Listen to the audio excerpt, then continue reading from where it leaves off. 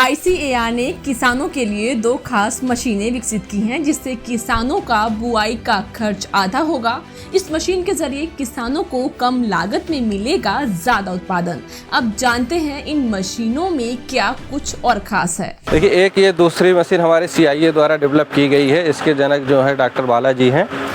इसमें drum type pneumatic planter है। Drum type pneumatic planter का मतलब ये होता है कि इसमें एक वैक्यूम प्रेशर क्रिएट होता है जो कि इस यूनिट में लगा हुआ है। ये आपका सीड बॉक्स है।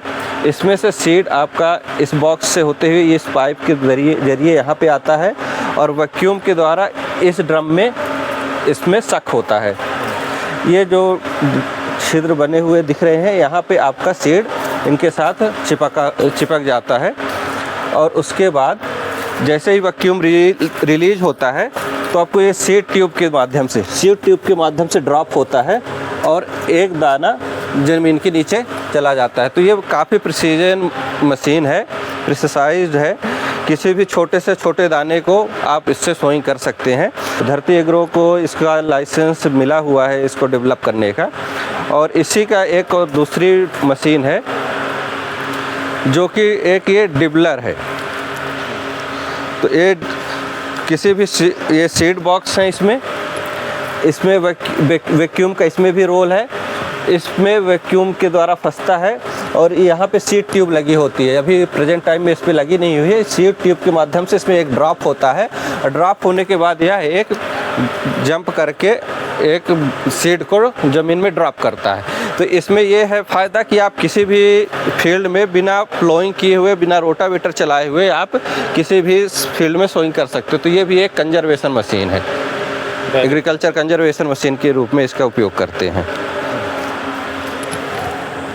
इस पे ये पाइप है, ये वैक्यूम है, इसमें ये छेद बने है ना। ये देखिए, ये जो छेद बने हैं इसमें सीड जो होता है वो चिपक जाता है, जिसके कारण जब ये वैक्यूम रिलीज होता है तो एक सीड ट्यूब के माध्यम से एक सीड इसमें ड्रॉप करते हैं। एक करना है, 2 करना है, वो हम इससे एडजस्ट कर सकते हैं। इसकी स्पेसिंग मेंटेन करने के लिए जो ये छिद्र बने हुए हैं इनको हम बंद कर देते हैं। जैसे हमको स्पेसिंग ज़्यादा चाहिए तो 2 छिद्र हम बंद कर दिए तो उसकी स्पेसिंग बढ़ जाती है। प्लांट टू प्लांट स्पेसिंग बढ़ाने के लिए इनके ड्रम्स हम बदल सकते हैं।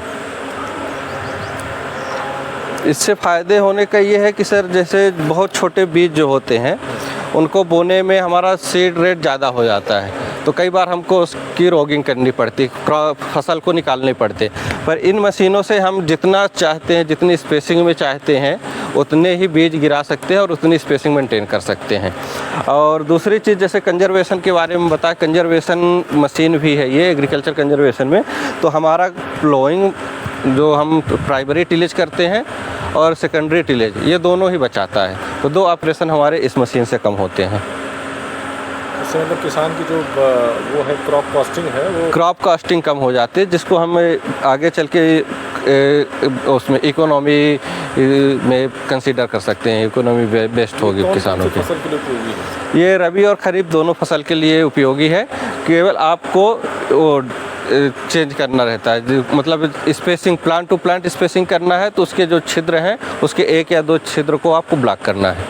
तो उससे आप दूसरे जैसे कुछ क्रॉप होते हैं, जैसे मक्के के है, मक्के की क्रॉप जो है तो आपको कम से कम 30 सेंटीमीटर के डिस्टेंस चाहिए प्लांट टू प्लांट।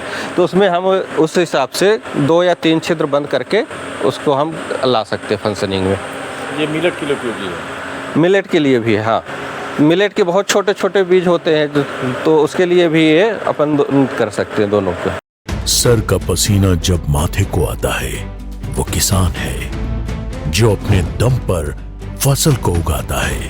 आन है, बान है, शान है, किसान है। किसान इंडिया, चलेगा हल, बढ़ेगा बल।